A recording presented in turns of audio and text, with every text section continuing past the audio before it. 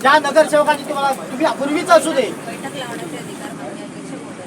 ते तुम्ही घ्या ना, तुम्ही जबाबदारी अध्यक्षांना बोलवा अध्यक्षांना बघा मॅडम अध्यक्षांना बोलवा साहेब. आमची एक विनंती आहे की हा विषय थांबला ना तर त्याला पर्यायी जागा द्यायची जबाबदारी आमची. इथे लोकांचा कोणाचाही विरोध नाही. अशा ठिकाणी जी जागा आहे ती कोणालाही त्रासदायक होणार नाही. बघा हा मॅडम तुम्ही जी आर वाचला असणार ना, वाचला असणार म्हणजे अधिकारी आहेत मग ते वाचला असणार.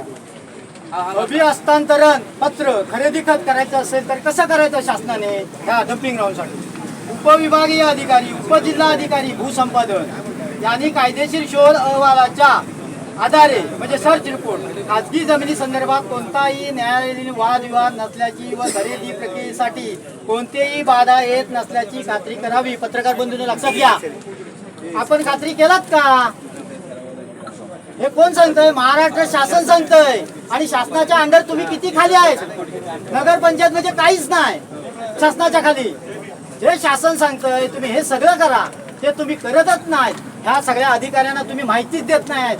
प्लस तुम्ही जे वरिष्ठ अधिकारी आहेत कुठले जिल्हा परिषद प्रांताधिकारी असतील जिल्हाधिकारी यांची दिशाभूल करताय तुम्ही नगरपंचायतला. माझा आरोप आहे.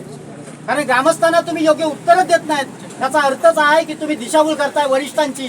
त्या वरिष्ठांना साहेब काहीच माहित नाही जिल्हाधिकाऱ्यांपासून. ते फक्त पत्रावर करतात आणि हे फक्त हीच जमीन चांगली आहे. नगरपंचायत लांजा कोत्रेवाडीचीच जमिनीला हट्ट का यांचा? ह्या पाठीमागे काय दडलंय हे महत्वाचं आहे.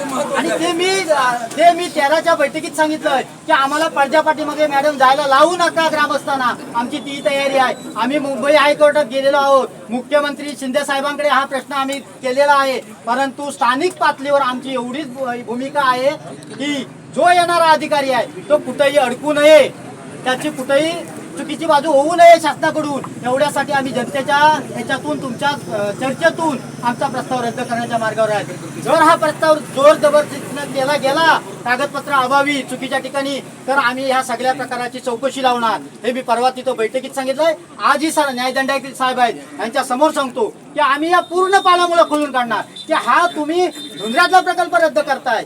जिल्हाधिकारी सांगतात ते. आणि इतर 5 प्रस्ताव तुम्ही रद्द झालेलं पत्र देताय. आणि कोत्रेवाडीतला जो प्रस्ताव आहे ज्याला रस्ताच नाही अधिकृत तो तुम्ही प्रस्ताव घेताय. याचा अर्थ काय आहे? याच्या पाठीमागं काय चाललंय एवढं आता न समजण्याची जनता अडाणी राहिलेली नाही. जनतेकडे सर्व आहे.